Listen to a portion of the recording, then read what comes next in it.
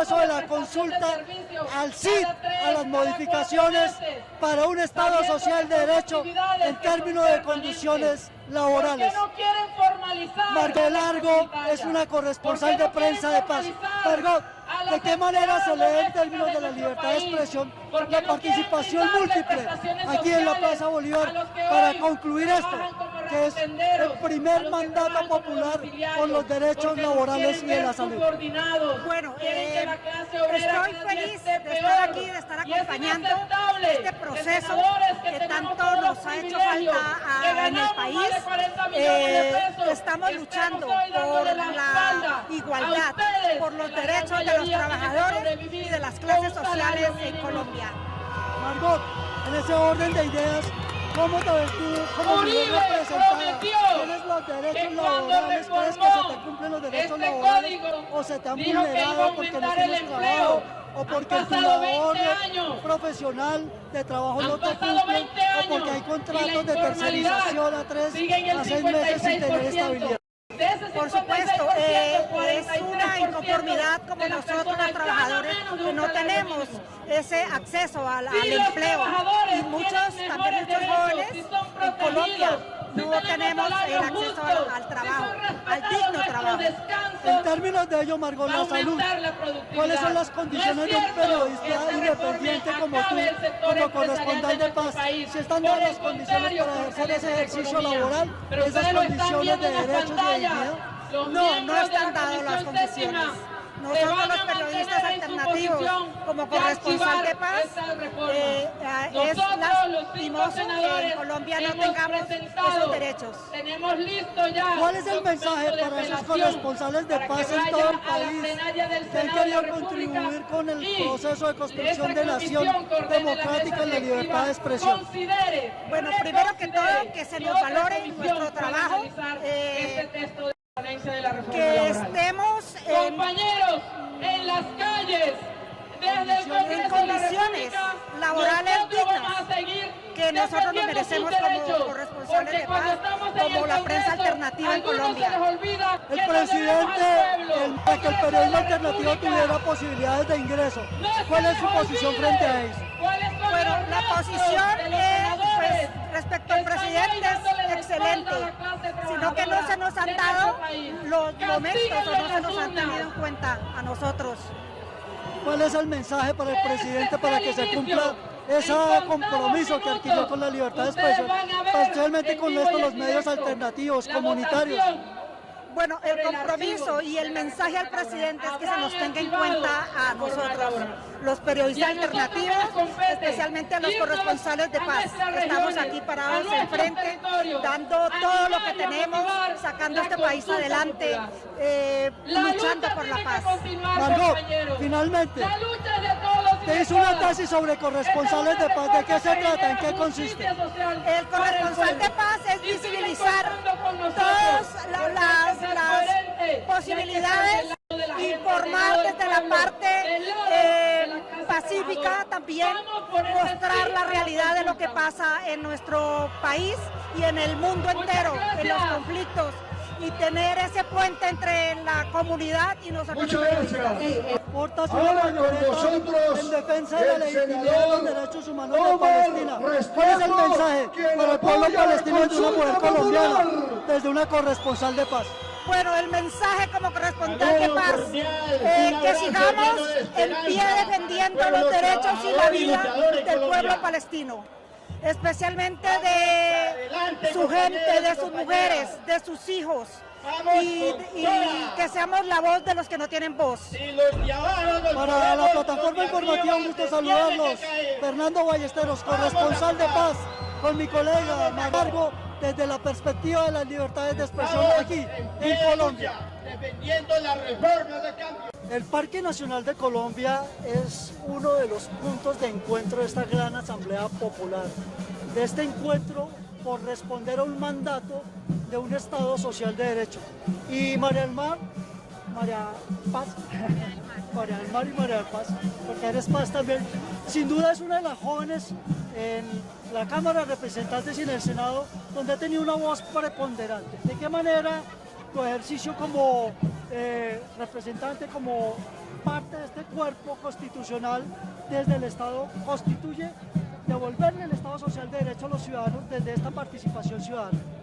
Pues yo creo que una cosa muy importante es que hoy los colombianos están respaldando las reformas que el gobierno ha planteado. Llevamos 2 años en estas reformas, se han intentado sabotear de todas las maneras y hoy vemos que los aprendices del SENA, los adultos mayores que no pudieron pensionarse y necesitan por lo menos una entrada de dinero para vivir medio dignamente, porque igual es menos de lo que uno esperaría, los derechos laborales que la gente ha, digamos, demandado, son tan importantes que la gente hoy ha decidido salir a respaldar el llamado del presidente Petro y también darle un mensaje con mucha alegría, con mucho cariño al Senado de la República de que el pueblo sí está con la reforma. Sin duda esta es la cuarta figura constitucional de convocar al ciudadano, al constituyente primario para construir un Estado social de derecho.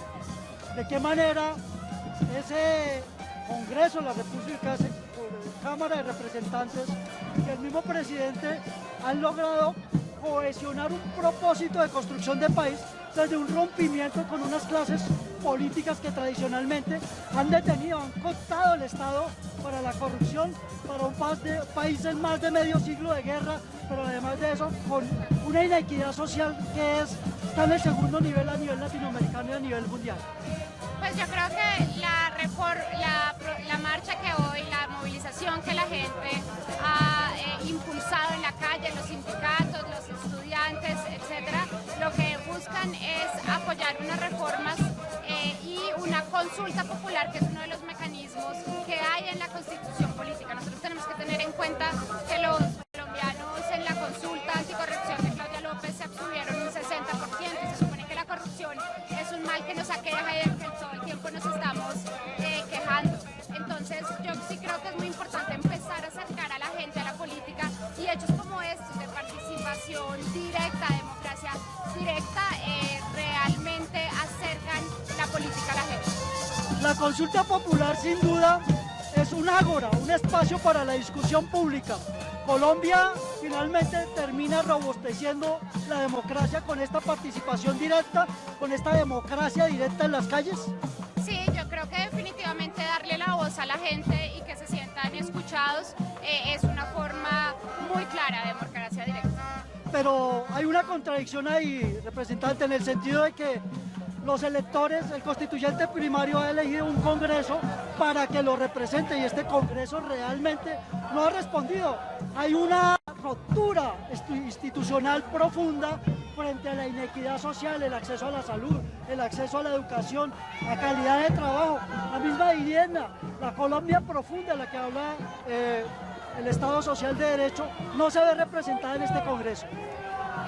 Pues yo creo que la verdad es que por lo menos el gobierno del cambio tiene una minoría en el Congreso. Nosotros del Pacto Histórico somos 27 representantes de 197, entonces realmente hemos tenido que llegar a acuerdos, y por eso desde un principio el presidente fue muy franco, muy honesto, muy abierto a hacer acuerdos con otros partidos políticos y con otros intereses económicos, y sin embargo lo que vemos es una falta de capacidad de diálogo de parte de la oposición. El presidente ha hablado de un engaño, finalmente. Ese engaño se va a traducir realmente en una movilización social en contra de una clase política corrupta que ha apoyado el paramilitarismo, que está profundizando la corrupción y que finalmente ha socavado la estructura del Estado democrático. Pues yo creo que la gente se tiene que movilizar más que en contra de algo, a favor de algo, a favor de sus utopías, de sus sueños, de la lucha social durante décadas, y creo que en eso nos tenemos que enfocar. Bueno, para la plataforma informativa de Clúster Televisión, desde Bogotá, Colombia, el centro de Bogotá, el centro de Colombia, el centro del mundo, en este momento, en esta asamblea popular, en esta convocatoria popular para el cambio. Esto es en este momento. Ministro, primero la educación. ¿Qué representa en términos de formación pedagógica una acción asamblearia, una convocatoria popular para la construcción de Estado social de derechos en términos laborales y en términos de construcción de un Estado social de derechos? Bueno, pues lo que denota su pregunta es que la educación traspasa las aulas, traspasa las fronteras del ladrillo y sale a las calles y se moviliza y se hace educación popular de manera pacífica, de manera cultural, de manera participativa, en tanto que esto es formación política, es un pueblo que está entendiendo la política, que está entendiendo la democracia y que entiende que el país se construye, se constituye y se destituye por la voluntad de un poder que es el poder constituyente. Así que esto no es otra cosa que una expresión de educación política y de madurez política de un pueblo decidido a cambiar. Ministro, sin duda usted ya tiene un balance de cuál ha sido el efecto de la falta de educación en nuestra sociedad en términos de acceso a primaria, secundaria, bachillerato, formación profesional calificada. ¿Cuál es el impacto en una sociedad democrática de una sociedad sin educación calificada?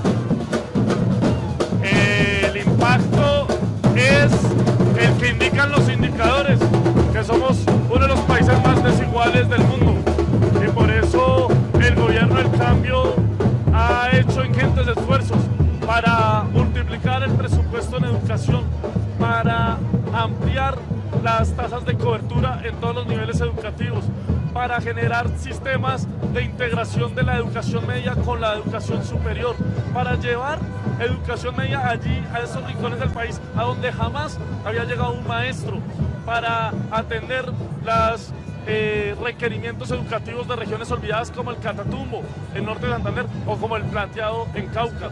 Es decir, un esfuerzo de cambio que fue votado en las urnas y que aquí esta manifestación popular reivindica en su necesidad, porque insisto, este pueblo no es un pueblo mal educado, este es un pueblo que ha generado conciencia política y está aquí en las calles defendiendo esas transformaciones. Ministro, 4 años, 3 años y medio de la salida de los jóvenes a las calles. ¿Cuál es el mensaje desde el ministerio para esa primera línea que quiere tener acceso a educación, a salud, a calidad de vida, a un techo digno y sobre todo a un Estado social de derecho? El mensaje es que desde las marchas del 2018, pasando por el estallido social y la victoria del gobierno del cambio, la inversión en educación superior ha crecido exponencialmente. De un crecimiento del IPC más 2 puntos adicionales, hoy estamos hablando del IPC más 20 puntos adicionales en el 2025, de una tasa de cobertura que ha aumentado y que hoy estamos en el 56%, de un proyecto de ley que está en el Congreso de la República y que así como aquí se le hace una exigencia al Congreso de la República por la reforma laboral o por la reforma a la salud, también hay que exigirle que la modificación a los artículos 86 y 87 nos permitirá invertir 1,4 puntos del Producto Interno Bruto en educación superior para llegar a una tasa de cobertura del 80%, que es el promedio de los países OCDE, y así poder decir que la educación entonces es un derecho universal y garantizable. Finalmente, ministro, en este nivel de inequidad social en la nivel de América Latina, donde ocupamos un lugar preponderante, desde la educación, desde su ministerio, se va a poder transformar esos estándares en términos de calificación y de cualificación de los profesionales formados a través del Estado. Se está haciendo no solamente con el aumento de cobertura, como ya lo he mencionado, sino también con mejores y mayores recursos para los programas de calidad en las instituciones de educación superior y con los programas de tránsito inmediato de la media a la superior. La calidad, amigo, es la posibilidad de que la mayor cantidad de estudiantes puedan acceder al derecho.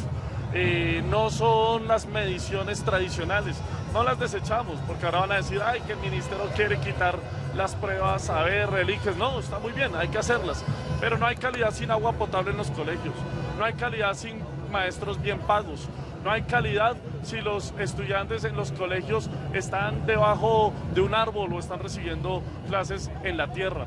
Entonces, pensemos en la calidad de manera mucho más integral, de que el Estado llegue con dignidad a los territorios para ofertar la educación como debe ser. Para la plataforma informativa Cluster Televisión, Fernando Ballesteros. Nos encontramos en pleno corazón de Bogotá, en el marco de esta asamblea, en esta consulta popular por un cambio, por una transformación en términos de derecho. Y qué mejor que registrar desde el periodismo objetivo e imparcial la presencia multirracial de Colombia, pero especialmente la plurietnicidad, la presencia del territorio en la ciudad. Nos encontramos con un joven, con un líder que ha venido acompañando estos procesos. Giovanni, ¿de qué manera los jóvenes deben estar involucrados en estos procesos de construcción democrática? Pues aquí estamos organizando, dinamizando, es necesario que la gente salga a las calles, que entienda que la organización política es la única forma de garantizar realmente los derechos, que entienda que el Congreso de la República no quiere generar cambios estructurales para el país y que es necesaria la movilización y la organización. Esta es una asamblea, una consulta popular. ¿Qué esperan? ¿Qué pueden esperar los colombianos si en este cuarto convocatoria de esta figura democrática que contiene la Constitución Política de Colombia, no hay cambios, no hay transformaciones y finalmente no se puede reivindicar un derecho que ustedes reclamaron en el año 2021 con el estallido social? No, pues aquí es claro, 2026 es crucial, hay que darle continuidad al cambio y hay maneras de lograr darle continuidad al cambio, eso es muy claro. Esto es un pulso que el pueblo muestra, ni siquiera es el compañero presidente, el pueblo está demostrando que tiene la capacidad de movilizarse y de exigir sus derechos, que a la final eso es lo más importante. Para la plataforma informativa de Cluster Televisión, un gusto saludarlo, Fernando Ballesteros. Estándares nacionales e internacionales.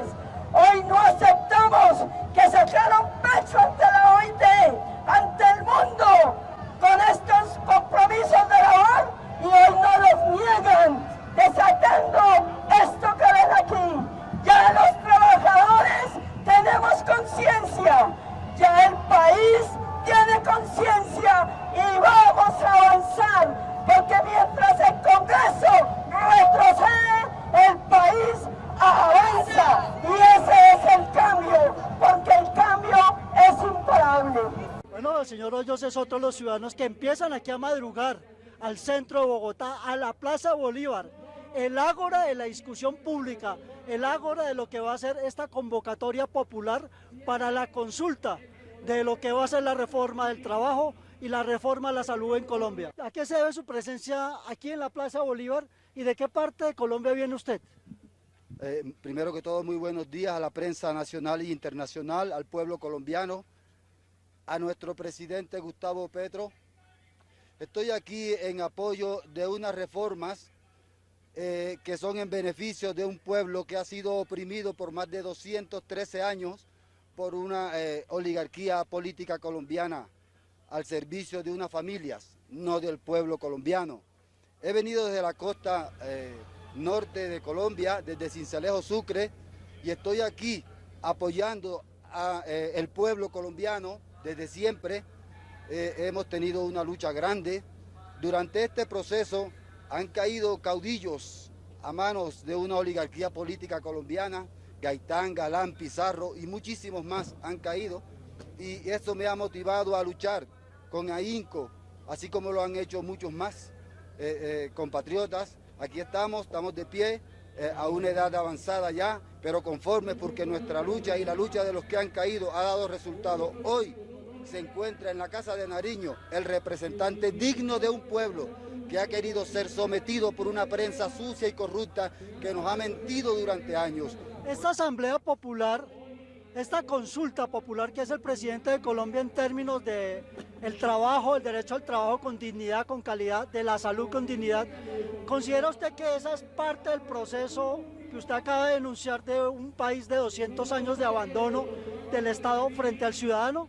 Es perfectamente necesario y es perfectamente llevado con mucha integridad por nuestros líderes, por nuestros gladiadores, por nuestro presidente. Es necesario que sean aprobadas las reformas del pueblo, es necesario que sea llevada una consulta ciudadana, porque el Congreso colombiano ha maniatado totalmente a nuestro presidente y lo ha tenido enjaulado, así como cuando fue alcalde de Bogotá. Por eso estamos aquí. ¿Está preparada la sociedad colombiana para tomar las riendas del Estado frente a un Congreso que realmente no le ha cumplido al pueblo, a la sociedad y que no ha cumplido la Constitución de Colombia? Estamos totalmente preparados porque se vio en las urnas cuando elegimos a nuestro presidente. Es un digno representante del pueblo. Señor seguimos aquí en el centro de Bogotá, en pleno centro financiero de Colombia, con una movilización que realmente tiene a Colombia en vilo. Una asamblea popular, una convocatoria para construir un Estado social de derecho. Y nos encontramos con la gerente general de Artesanías de Colombia. ¿De qué manera las expresiones de las artesanías de Colombia pueden tener ese acervo de ser, vivir y hacer el trabajo artístico, creativo, innovador desde las artesanías con un pago digno, con una contratación laboral? Bueno, no nos podemos olvidar que la consulta popular es el camino para hacer realidad esas promesas de campaña del presidente Gustavo Petro, donde están todas las economías populares apoyando las reformas, porque el cambio es imparable y aquí lo estamos demostrando, los ríos humanos en todo el territorio nacional, porque la democracia y la voz del pueblo se respeta. En términos de mujer, las mujeres tienen una condición laboral diferencial con el género masculino, un 16% por debajo de los estándares de Colombia. ¿Qué representa eso para una mujer? ¿Qué es lo que debe reclamar finalmente una mujer en términos de igualdad? La igualdad y la equidad en todos los derechos para hombres y mujeres, en el gobierno del cambio, en el gobierno progresista, porque esta es una nación que cree que los derechos son esencialmente fundamentales para un proceso de paz en igualdad y equidad.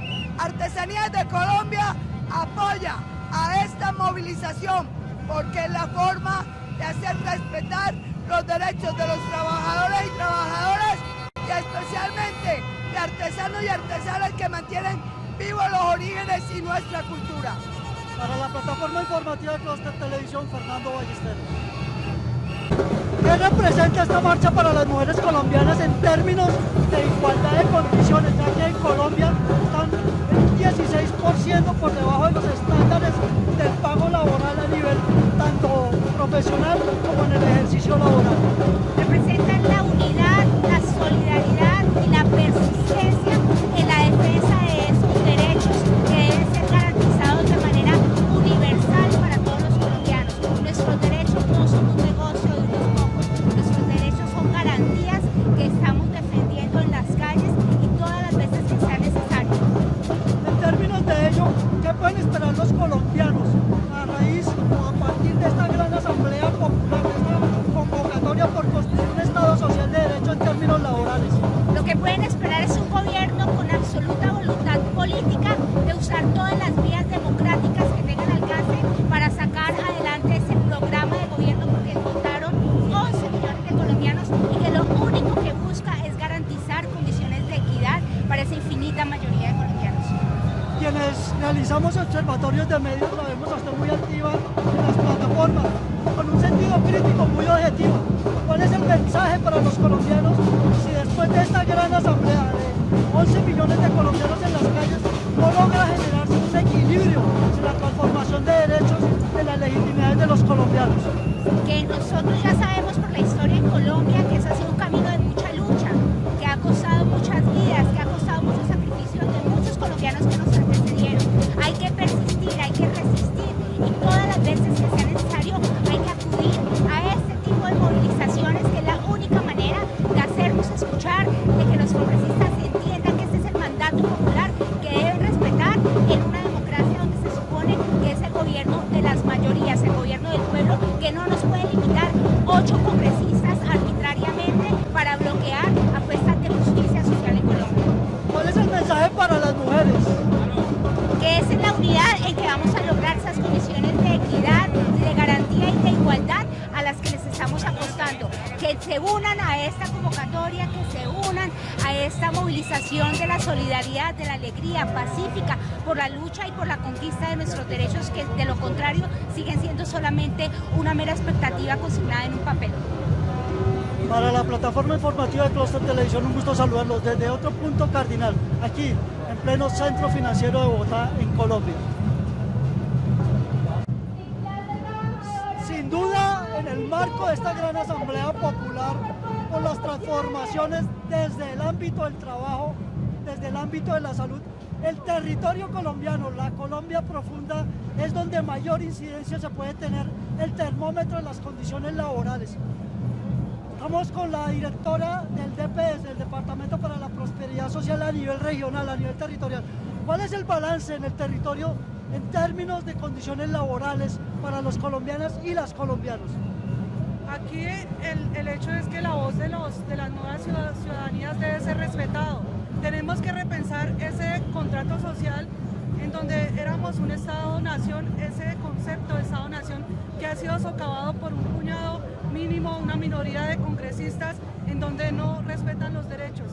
Esos derechos que en algún momento, haciendo respetar la democracia, se les dio el poder por medio electoral y no respetado. Están haciendo el mismo papel que las supranacionales y que las transnacionales en donde vulneran los derechos ciudadanos.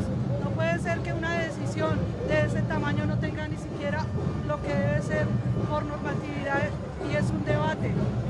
Estas nuevas ciudadanías que hoy vemos todos acá representadas, estamos exigiendo que ese contrato social sea repensado porque no está funcionando. Y acá estamos los electores primarios para reclamar y hacer respetar nuestros derechos. Los campesinos, Bogotá, el 60%, es un territorio de carácter verde, de carácter ambiental verde, veredal. ¿Cuál es el balance en términos de Estado social de derecho, en términos laborales para estas comunidades?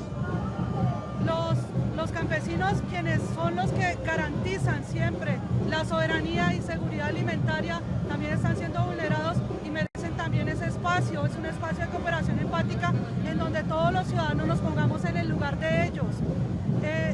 No pueden sacar sus productos, necesitamos que todos estos derechos de los campesinos, de las madres comunitarias, de toda la población más vulnerable y ese eje tan importante que son los campesinos, reitero, que ellos son quienes garantizan la soberanía y seguridad alimentaria para que seamos una potencia de la vida. Encontramos en otro punto cardinal y aquí se encuentra precisamente en esta marcha de las mujeres, de los hombres, de los colombianos trabajadores, la exministra de Ambiente. Exministra, ciudadana, hoy esta gran asamblea popular por un cambio, por una transformación, este mandato popular del constituyente primario, ¿qué representa en términos laborales y de salud desde el ambiente, desde lograr unos equilibrios con el entorno biológico de Colombia, que es la potencia mundial de la vida? Bueno, la reforma a la salud habla claramente de abordar los determinantes sociales de la salud. ¿Y qué son los determinantes sociales de la salud? Todas esas condiciones, tanto económicas, sociales, de infraestructura, que terminan afectando la salud. Si usted vive al lado de un río contaminado, ¿cómo no va a esperar que sus hijos puedan tener problemas gastrointestinales? Entonces usted puede darle remedios, pero si usted no aborda los determinantes sociales de la salud, pues usted está fomentando la enfermedad. Lo mismo que en una ciudad contaminada, donde la gente respira mal aire, pues va a haber afectaciones respiratorias. Entonces, los determinantes sociales de la salud y la salud preventiva, que es el corazón de la reforma a la salud, es precisamente lograr mejores condiciones de vida para una vida buena, para una vida saludable. Lo mismo que el trabajo, fíjense que están relacionados. Si a usted le toca levantarse a las 4 de la mañana para coger un transporte público, para cumplir su horario de trabajo, volver en ese transporte público, no tiene vacaciones, no tiene prestaciones sociales, no tiene garantías. Si usted termina durmiendo todos los días 4 horas, ¿cómo no vamos a tener problemas de salud? ¿Cómo no vamos a tener? Entonces, todas estas reformas sociales se trata de dignificar la vida de la gente, pero lo triste es que el Congreso, sobre todo en la laboral, va a archivar hoy, con ponencia de archivo, va a archivar esa reforma sin siquiera discutirla en el Senado. Y eso es un mensaje terrible, porque es como si le cerraran la puerta a la discusión en la cara, como si no quisieran realmente, o sea, ¿qué les molesta de la dignificación de los derechos de los trabajadores? ¿Qué les molesta? Que los trabajadores y trabajadoras de este país tengan mejores condiciones para que sean más productivos, más creativos. Entonces, por eso estamos acá, porque si el Congreso no quiere, pues el pueblo puede, y el pueblo puede a través de la consulta popular. En términos de ello, finalmente, ¿qué representa el constituyente primario en estas marchas cuando lo que se le está legitimando es el derecho al trabajo, el derecho a la salud, los derechos fundamentales de una constitución que han sido realmente por un Congreso realmente reprimidos. Somos el país con el segundo país más inequitativo del mundo. Sí, es precisamente para buscar más equidad y nos toca ahora que hay un gobierno que ha planteado estas reformas.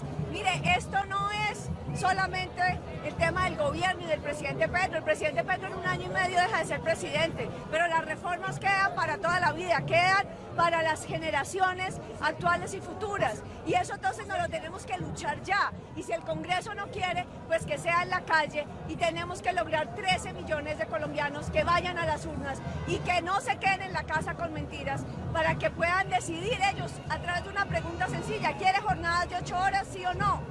¿Quiere que sus contratos sean a término indefinido, sí o no? ¿Qué pregunta vamos a incluir para la economía popular? La gente que ni siquiera tiene contratos, que ni siquiera tiene laboralización. El presidente también está proponiendo preguntas para eso. ¿Y cuál es la consecuencia?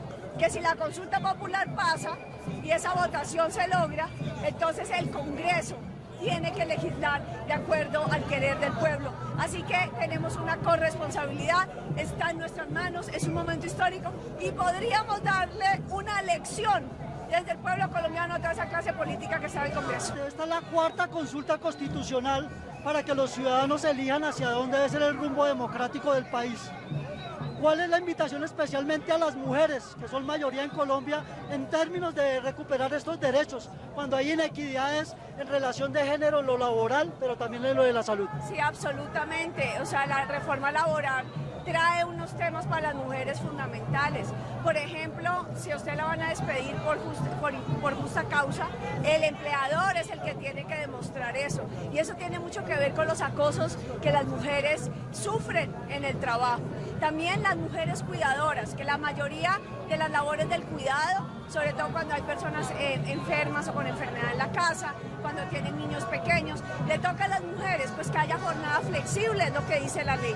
Las mujeres trabajadoras del campo, que son de los trabajadores más explotados de Colombia, que tengan derecho a un contrato. Entonces, la reforma laboral tiene enfoque de género, la reforma de la salud tiene enfoque de género, y es muy importante, por lo tanto, que las mujeres se movilicen, porque las mayores injusticias, hay injusticias en el trabajo en general, pero las mujeres tienen doble injusticia, tanto por labores de cuidado, tanto por los acosos a las que las someten, y uno de esos tiene que ver con los contratos basura, en donde presionan a las mujeres para mantener un contrato con todo tipo de presiones sexuales y de otra forma. Entonces el abuso en el trabajo realmente es algo que tenemos que trabajar, y la reforma es un paso adelante para garantizar el empoderamiento de las mujeres, y por eso especialmente a las mujeres las invitamos a movilizarse, porque este es nuestro momento de recuperar esos derechos y dignificar a todo el pueblo colombiano. Susana Muhammad, una ciudadana que hoy está en las calles de Bogotá, está participando en esta consulta popular. Recordemos que la exministra, hoy ministra de otra cartera, ha desarrollado un trabajo en términos ambientales que fueron reconocidos, especialmente en la COP16, donde Colombia realmente colocó un pedestal muy importante en términos ambientales y de la defensa del medio ambiente en Colombia y para el mundo. Para la plataforma informativa de Clúster Televisión, Fernando Ballesteros. Ana Teresa Bernal es una de las concejales de Bogotá, una de las mujeres que ha desarrollado uno de los procesos más profundos en Bogotá en términos de paz. Concejal, ¿qué representa esta marcha en términos de derecho, de Estado Social de Derecho, en los barrios, en las unidades de planificación social, en las localidades, en el territorio de Bogotá, en el cual el 60% es agrícola, pero que además es sujeta a derechos en términos laborales y en términos de salud? Representa el derecho de la gente a querer vivir mejor, el derecho de la gente a tener un empleo estable, el derecho de la gente a que si trabaja horas extras se las paguen, el derecho de la gente a que si trabaja los domingos reciba una mejor remuneración, o cuando es día de descanso, el derecho de la gente a que si tienen un hijo pueden disfrutar de su hijo un mes con el papá. Derechos que existen en el mundo y que aún en Colombia no existen. Sin duda hay un registro estadístico que habla de que las mujeres en Colombia y en Bogotá tienen una diferencial del 16% menos que los hombres en términos de acceso al pago laboral. también el derecho de las mujeres a tener condiciones de igualdad y de equidad en relación con los hombres en la vida laboral. ¿Cuál es el mensaje para las mujeres en Bogotá, en este territorio que también es un eje de referente para el territorio nacional, para la Colombia continental e insular? Mujeres, no nos dejemos engañar por los medios de comunicación que son de los dueños de los grandes poderes y las empresas. Sigamos trabajando por una vida digna y acojamos las propuestas del Gobierno del Cambio en la reforma social. Estamos en la carrera séptima en uno de los sectores más importantes de Bogotá a nivel financiero y económico. El sector sindical sin duda es fundamental en el desarrollo de un país, ya que ello nos ayuda a equilibrar el balance entre el sector estatal, el sector privado y el sector de los trabajadores. ¿De qué manera esta asamblea popular, esta consulta popular para transformar en un Estado social de derecho legítimo en que los ciudadanos realmente escojan una alternativa de condiciones laborales dignas? ¿Por qué los ciudadanos tienen que salir a las calles a reclamar algo que es un derecho legítimo en la Constitución de Colombia? ¿Qué tipo de democracia es la que hay en Colombia que no permite eso? Bueno, precisamente esta gran jornada nacional de movilización que hoy ha sido multitudinaria. Acabamos de tener un primer reporte, 32 ciudades capitales de departamento, marchas masivas, multitudinarias, con expresión del movimiento sindical, social, popular y fuerzas políticas alternativas. Salimos a las calles a confrontar la estrategia de desestabilización de la ultraderecha en el país. Esos 8 senadores de la República, integrantes de la Comisión Séptima del Senado, quienes pretenden desconocer parte de los acumulados de lucha de los sectores sociales y populares, y fundamentalmente con el anuncio de archivar la reforma laboral. Con ello lo que buscan es fundamentalmente cerrar cualquier opción y posibilidad a reivindicar y a reconocer los derechos de los trabajadores y el movimiento sindical logrados y conquistados en años de lucha. Le notificamos a estos senadores que mediante la movilización de calle vamos a derrotar sus pretensiones. Para la opinión pública, el neoliberalismo, este superestado que ha cooptado las democracias, ¿qué representa? ¿Cómo explicarle al ciudadano qué es eso? ¿Qué es esa complejidad, esa palabra política, geopolítica, para que entienda que lo que ustedes están haciendo como constituyentes primarios es reclamar un derecho legítimo que está consagrado en las democracias? Efectivamente, confrontamos al modelo neoliberal depredador que acaba con la plataforma pública estatal, que tiene como estrategia fundamentalmente individualizar en términos de exigencias y derechos las principales reclamaciones del pueblo colombiano. Contra el neoliberalismo, movilización y lucha popular, porque ese neoliberalismo en su práctica directa y acción cotidiana pretende vulnerar, desconocer todo lo que está relacionado con el paquete de reformas sociales. Defiende los intereses del gran empresariado, de los sectores privados, y por eso nosotros nos planteamos hoy como un escenario de acción y de movilización la defensa del proyecto político del Gobierno del Cambio. Un gobierno que fue elegido fundamentalmente a partir de lo que representa los acumulados de lucha de los sectores sociales y populares que dignamente han resistido, han generado movilizaciones, paros cívicos y el gran estallido social que fue el punto de partida para la conquista de este gobierno. Para la plataforma informativa de Cluster Televisión, Fernando Ballesteros. Sin duda esta marcha representa también un proceso de las juventudes, y hacer parte del gobierno de las juventudes es parte del compromiso del Estado para construir un Estado social de derecho. ¿De qué manera desde su trabajo con el Estado se ha construido esas posibilidades para que los jóvenes tengan acceso a unos campos laborales dignos, pero especialmente también un acceso a la salud con calidad?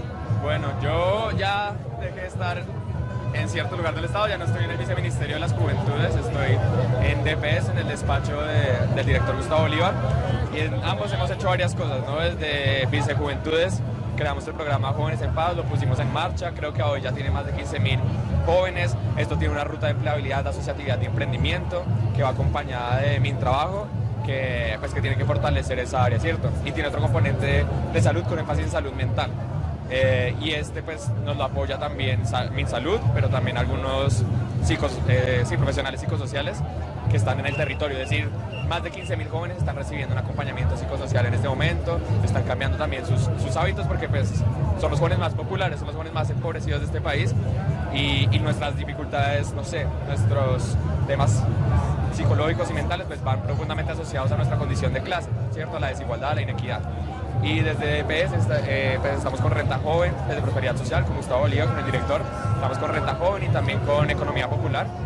Es decir, estamos fortaleciendo emprendimientos de economía popular desde 20, 50, 70 millones de pesos a diferentes colectividades a lo largo del país que ya van a empezar a recibir esos beneficios muy pronto.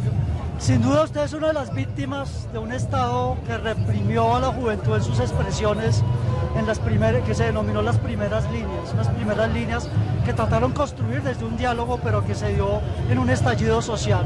Hoy esos jóvenes se sienten reivindicados con su trabajo, con su gestión y con estos más de 5.000 jóvenes que en todo el territorio continental e insular vienen construyendo alrededor suyo en procesos de paz como Goles en Paz en Bogotá.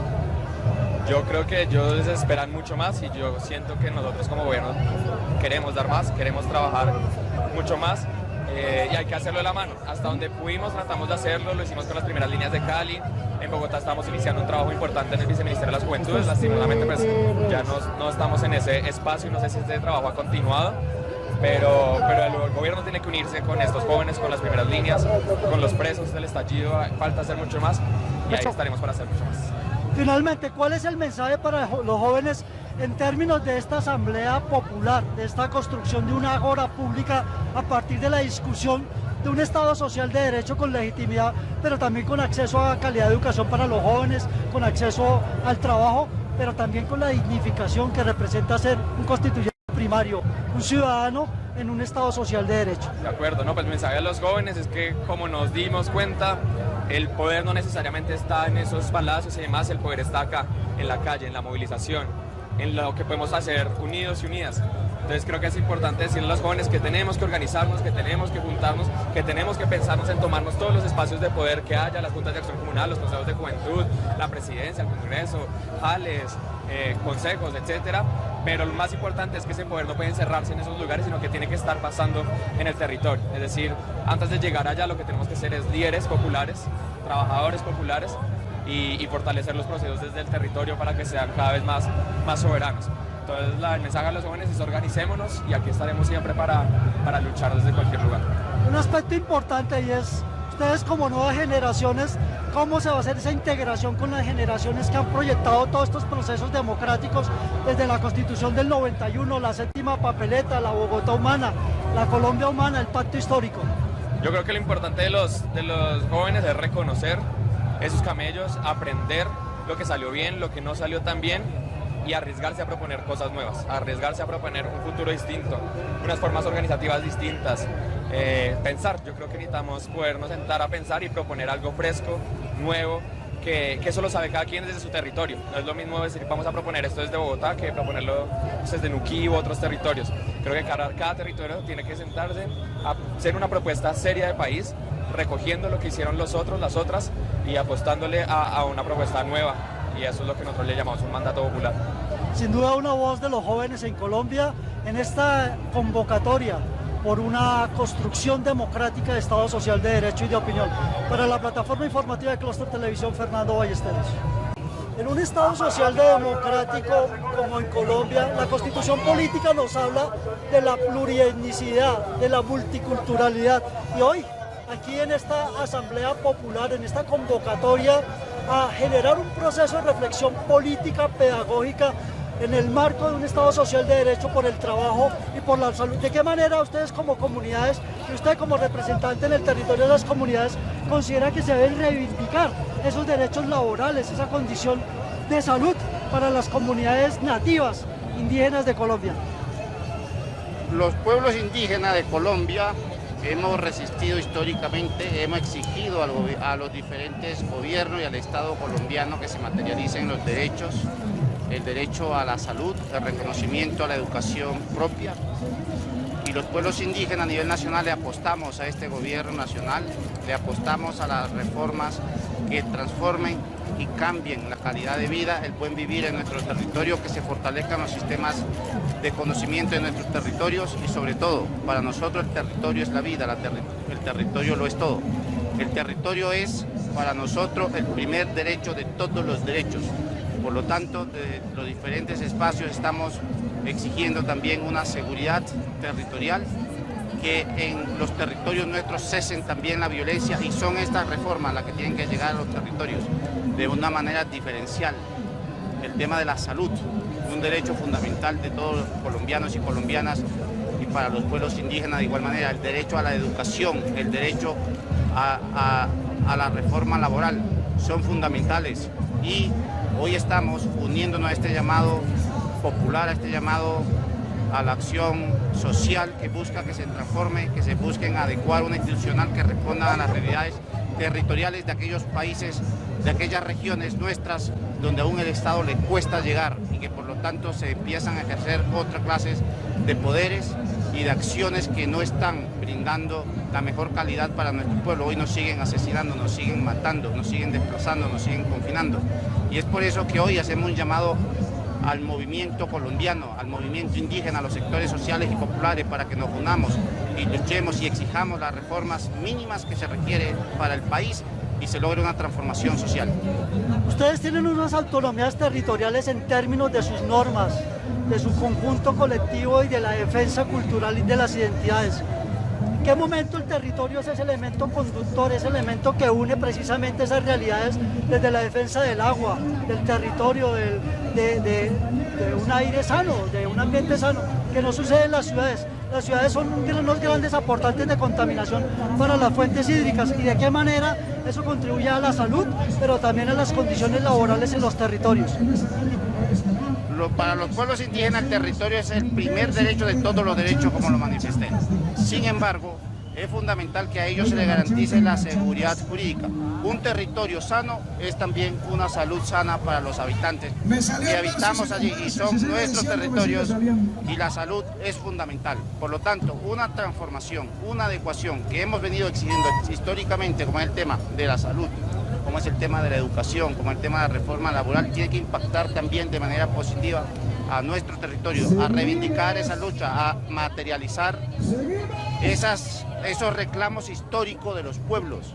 Por lo tanto, las acciones que viene impulsando este gobierno tienen que contribuir a resolver esas inequidades históricas de los pueblos, y sobre todo porque no solamente los territorios para los pueblos indígenas, sino también es hoy un actor fundamental para enfrentar problemas de mitigación, adaptación al cambio climático que nos están afectando todo. El tema de los bosques, del agua, de la biodiversidad está en nuestro territorio, y defender los territorios también es defender la vida. Hay una profunda inequidad en el acceso a la salud, del trabajo especialmente para las culturas indígenas, nativas, o ustedes consideran que las condiciones en que ustedes viven en el territorio son las suficientes para vivir en un Estado social de derecho con las legitimidades propias de una constitución que abraza al país continental, al país insular? Hoy en día Colombia tiene un gran desarrollo normativo. Hemos exigido algunas realidades que transformen a los territorios del país, por ejemplo, el reconocimiento de los pueblos indígenas como autoridades ambientales, el reconocimiento del manejo de uso y recursos de nuestros sistemas propios de recursos, y eso tiene que contribuir también a una transformación social. Hoy aún falta el reconocimiento de muchos territorios en muchos lugares donde se está enquistando la violencia. Solo para darle un dato, en los territorios donde hay mayor incertidumbre jurídico territorial es en los territorios donde hay mayor violencia, donde nos están asesinando, nos están desplazando. Por ejemplo, caso de La Guajira, el Chocó biográfico, Cauca, Nariño, Putumayo, son los lugares donde más están asesinando a pueblos indígenas, a nuestros líderes.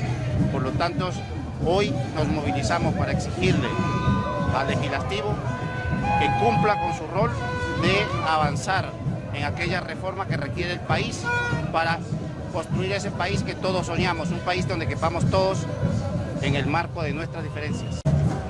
Uno de los factores más importantes en términos de construcción de país son las mujeres. Contamos con una comunicadora social que sin duda ha fusionado las ciencias sociales de la comunicación y la administración pública. ¿De qué manera la comunicación puede dar una estructura más transparente a la función pública desde este ejercicio como funcionaria pública? Bueno, con un saludo para toda la audiencia, pues también entendiendo que la democracia es comunicación.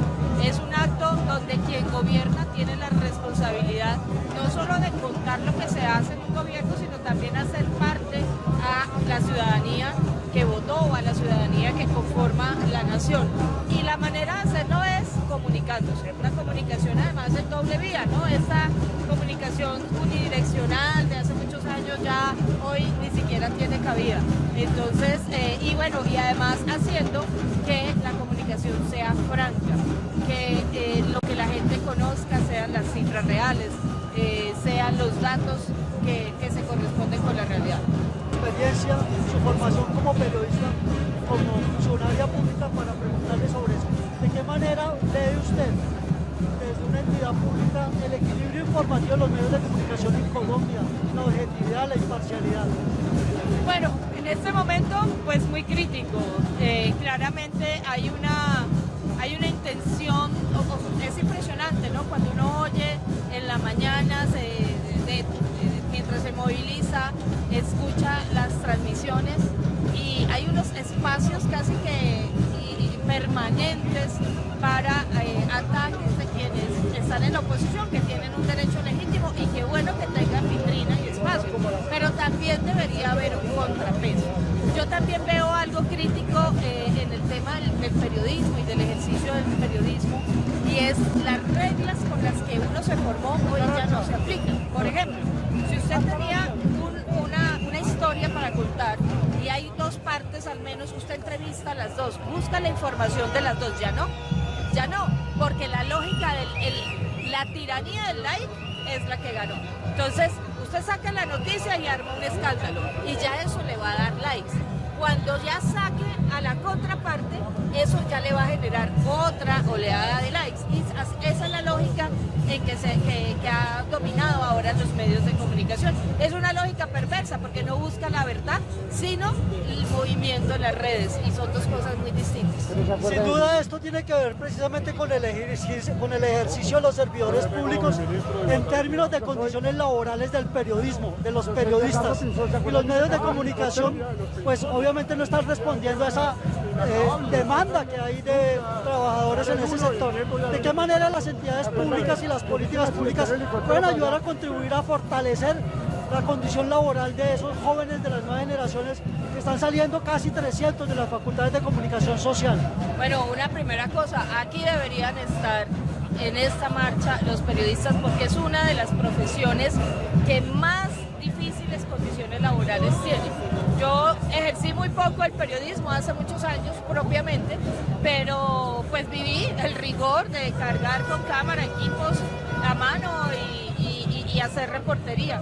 Es muchas veces una profesión con una rotación laboral impresionante, unas jornadas extenuantes y demás. O sea, este debería ser un espacio también para luchar por los derechos laborales de quienes ejercen el periodismo. ¿Qué podemos hacer? Pues tener un trato justo, un trato digno dentro de las entidades. Yo, por ejemplo, me he opuesto a que hay unas profesiones en las entidades donde pagan súper bien y otras donde pagan súper mal. Entonces, equilibrar esas tablas me parece importante y eso es parte de los aportes que uno puede hacer. En términos del trabajo, ¿cuál es la invitación a las mujeres que tienen un diferencial por debajo del 16% en condiciones laborales del reconocimiento salarial? ¿Cuál es el mensaje para ellas usted, que tiene una posición en este momento en el Estado donde puede contribuir a la construcción de ese Estado social de derecho en términos laborales? No, y en sectores como transporte.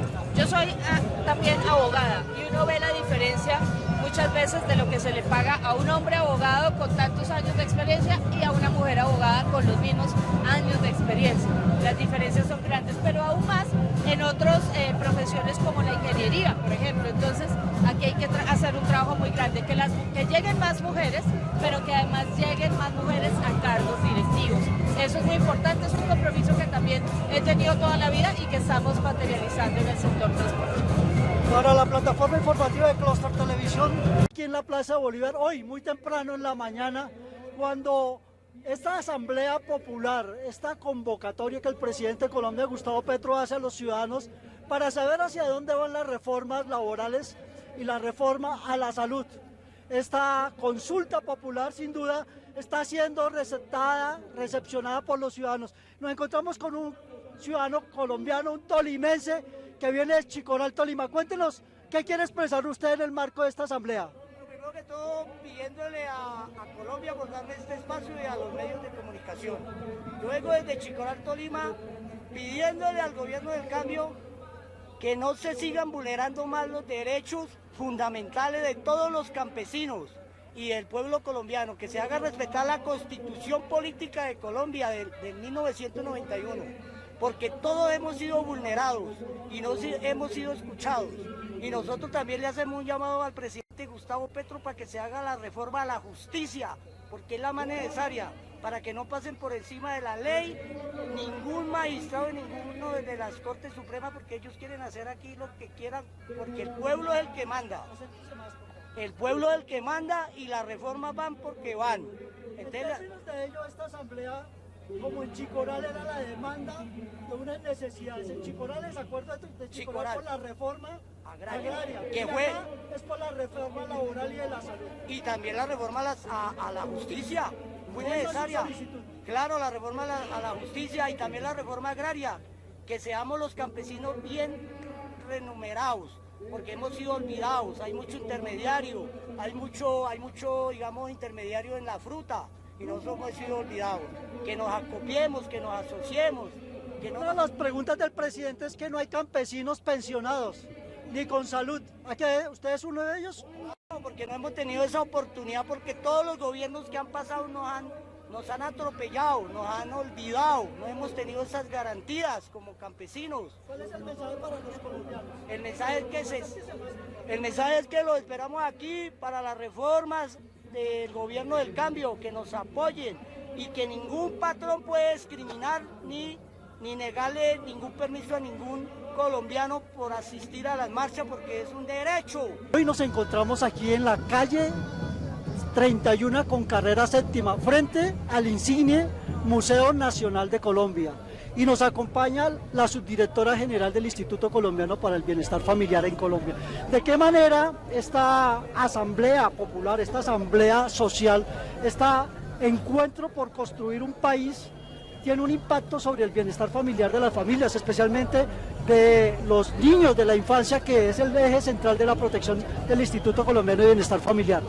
Bueno, gracias por unirse a esta movilización. Nos unimos como Bienestar Familiar, estamos aquí con varios directivos, con el equipo técnico, pero además hay una franja muy importante: madres comunitarias, madres sustitutas y trabajadores y trabajadoras de los hogares infantiles. El artículo 80 del proyecto de reforma laboral los incluye, los reconoce como un grupo de trabajadoras, la mayoría mujeres, que por años ha trabajado en el cuidado de los niños y niñas desde la primera infancia, pero que difícilmente han visto reconocidos completamente con todas las condiciones laborales, de formalización de su empleo y de reconocimiento como trabajadoras que están aportando hoy a un sistema de cuidado, al posicionamiento de los actores comunitarios para el cuidado de la primera infancia. Como ICBF tenemos que estar acá y esa es nuestra insignia, ese es nuestro mensaje. Es una movilización que fortalece la democracia, que fortalece la opinión pública, la cultura política alrededor de lo que se lleva al legislativo y que beneficia directa e indirectamente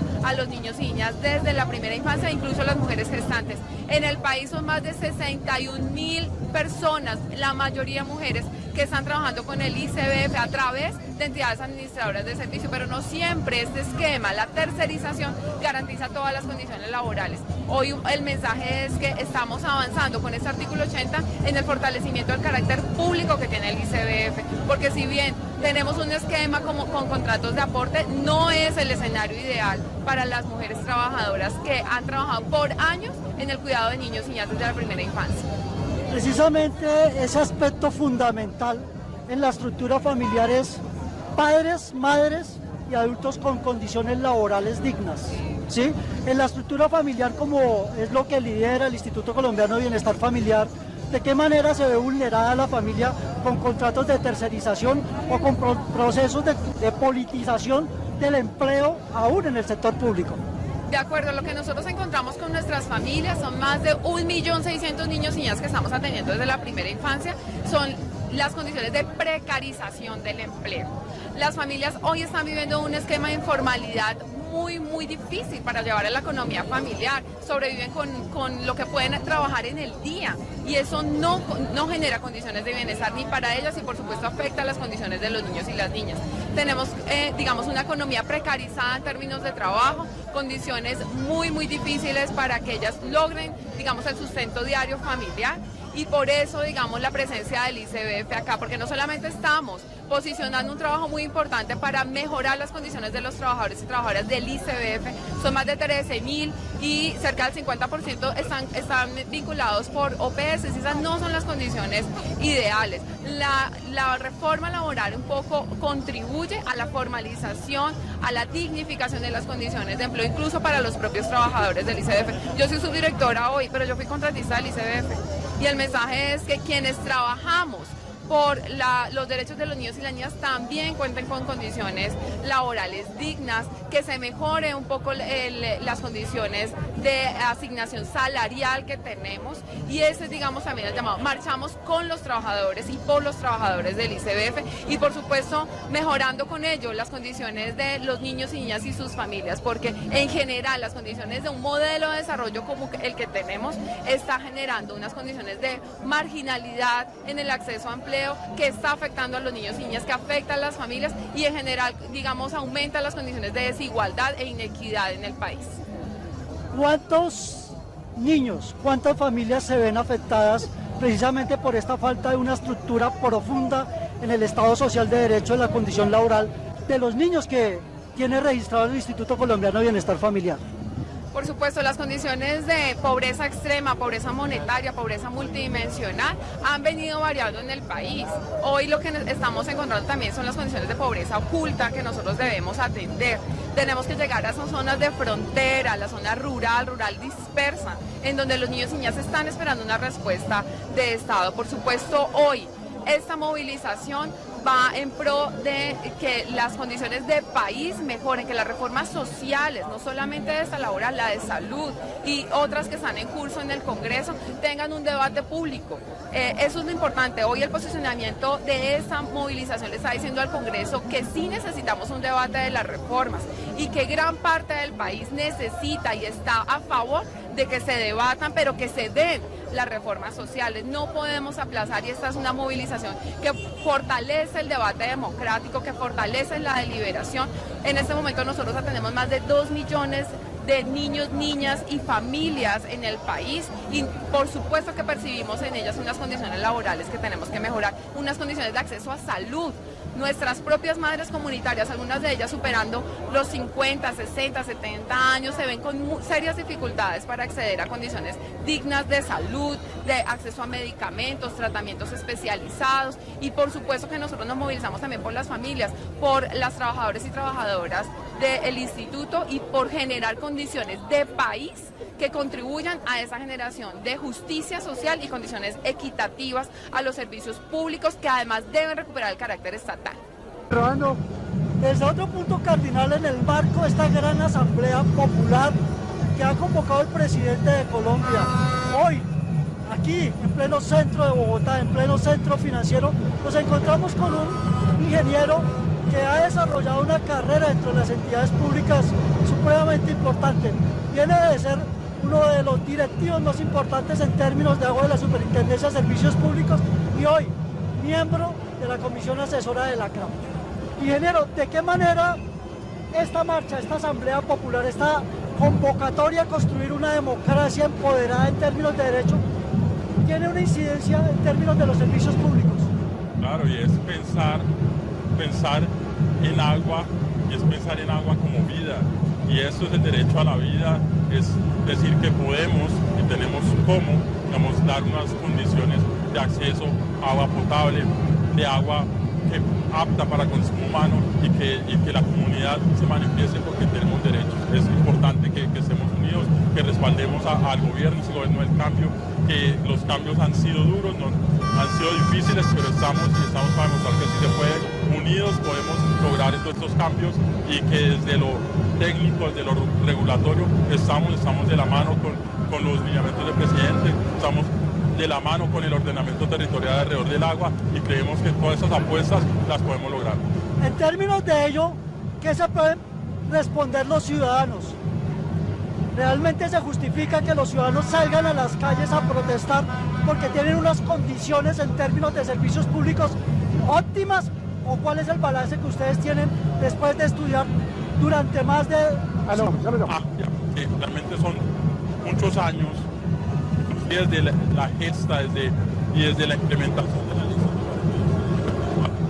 hasta la fecha, todos estos temas hemos visto que las coberturas, que la calidad del servicio no es la adecuada, para que efectivamente la ciudadanía y el pueblo tenga servicios de calidad. Tenemos recursos, pero también necesitamos una mejor gestión y es importante también que se nos escuche como pueblo. En términos específicos, el mejor termómetro de esos son los PQRs, las reclamaciones. ¿Cuáles son los estándares en Colombia y en América Latina en relación a los PQR en Colombia, los niveles de reclamación por falta de calidad de servicios públicos, especialmente en los territorios, en esa Colombia profunda? Claro, entonces vienen cosas que se vuelven paradójicas o complejas. A veces quisiéramos tener solo esos estándares, esas métricas como la que planteas, de pronto unas PQRs, pero a veces es si realmente puedo siquiera quejarme, si tengo el medio, si tengo la conectividad para quejarme. Entonces, sí, envíeme un mensaje o cargue la queja en el portal. Ni siquiera hay internet, ni conectividad. Entonces, desde ahí están las deficiencias. Entonces, tener eso, o las estadísticas para tener realidades, las realidades y realmente unas brechas o unas necesidades insatisfechas que realmente, pues como lo hemos visto en el discurso de este gobierno, claramente sectores de la Colombia profunda hay más por atender. ¿Cuál es el mensaje para los usuarios de los servicios públicos que pagan el recibo de agua, el recibo de luz, el alcantarillado, la recolección de basuras? ¿Cuál es el mensaje para ellos en términos de construcción de un Estado social de derecho? ¿Cómo legitiman ellos un Estado social de derecho a través de una comunidad como esta a nivel del trabajo y de la salud? Es también exigir, digamos. Si estamos en una relación, entonces exigir calidad del servicio, exigirle al prestador las condiciones de calidad, y eso es como la primera forma, exigir y hacer que sea escuchado. ¿Qué presenta esta marcha para Colombia en términos de Estado social de derecho y condiciones laborales para los trabajadores? Una esperanza inmensa de que el cambio es imparable en Colombia. Sin duda, uno de los mayores problemas de la contratación en el Estado es la tercerización. ¿De qué manera se va a atacar ese gran mal, que es una vulneración en tanto que ha generado procesos de corrupción profundos en el Estado? Eliminando el contrato sindical, reduciendo la tercerización y obligando a que hayan contratos de trabajo a término indefinido como regla general. ¿Ese es un compromiso de su administración, de su cartera? De la reforma laboral y del presidente de la República. En el futuro, ¿qué pueden esperar los colombianos con esta marcha, con esta asamblea popular, por esta llamada a la reforma de una sociedad? Que el cambio no se detiene y que las reformas son imparables. Gracias, ministro. Esta patria, el pueblo debe rebelarse con la mayor fuerza posible.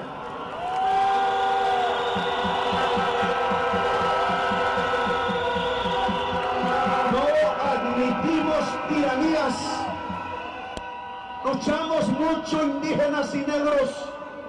Murieron muchos en este país luchando por la libertad y acabando los monarcas, tratando de construir una república que gritamos con orgullo a todo el mundo, y una bandera cuya mitad es la misma bandera de Haití, la primera gran revolución de América hecha por los negros que decidieron en rebelión cortar las cadenas y acabar con la esclavitud.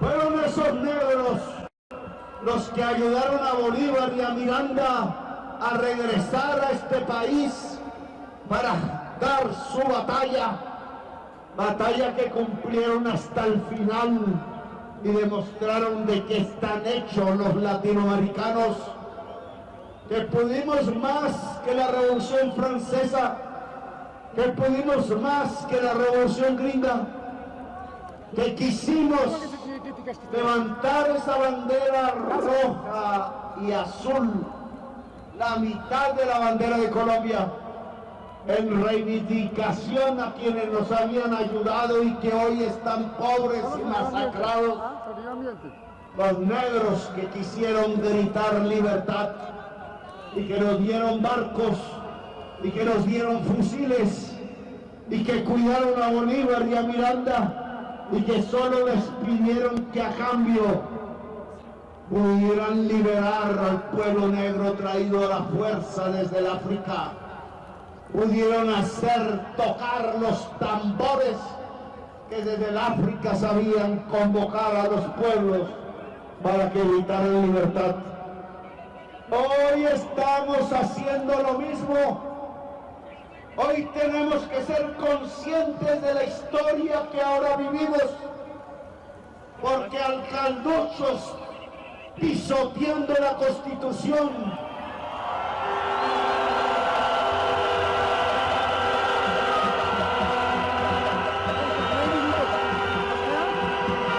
la Constitución que hizo el pueblo, pasándose por la faja, queriendo ensuciar las páginas escritas por la historia de Colombia en la Constitución del 91, que dicen que la protesta es un derecho fundamental y que ningún gobernante se puede oponer, porque en una democracia el gobernante le sirve al pueblo y no al revés. ¡Sí a la protesta social! ¡Sí a la protesta social!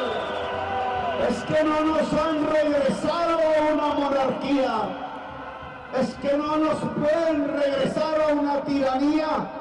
Mucha sangre hemos derramado, mucha fuerza hemos puesto, mucho sacrificio ha tenido el pueblo para que ahora nos vengan a gobernar monarcas y tiranos, creyéndose gobernantes y dueños de la gente, propietarios de sus almas.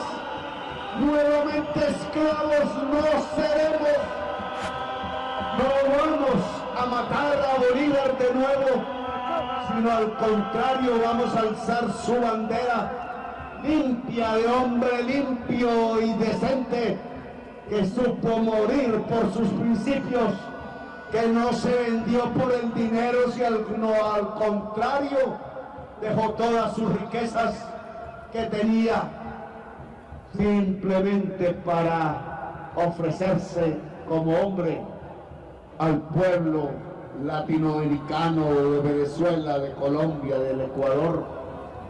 Nosotros no podemos olvidar esa historia, porque somos oficiales de Bolívar, que este país se sigue llamando República, y es gracias a él, porque no volvemos a tener reyes, no nos arrodillamos, no besamos manos. Así la oligarquía colombiana se crea su propia mentira de pensarse que son una aristocracia y que el pueblo les sirve y se arrodilla ante ellos. No, señores, para eso hicimos la Constitución del 91. Señor alcalde, galante y galanga agua a Bogotá y no humille al pueblo. No declare la Constitución que iban a funcionar los servicios públicos en Bogotá. ¿Dónde está el agua, que es lo esencial para la vida? Si sus propios especuladores de la tierra, compañeros de campaña y amos del gobierno local, acabaron con el agua en Bogotá y el alcalde no se supo oponer y no sabe para dónde va, porque aún cree que con un racionamiento soluciona el problema, y eso es una mentira. El problema es tan grave porque es un problema climático producido por la codicia que un racionamiento no lo puede solucionar. Ya los expertos de la televisión dirán que hay que racionar más y racionar más. Y la gente dirá, pero ante la lluvia, ante caídas torrenciales del agua, ¿cómo es que la ciudad capital de Colombia tiene que acabar su propia agua en medio de la lluvia?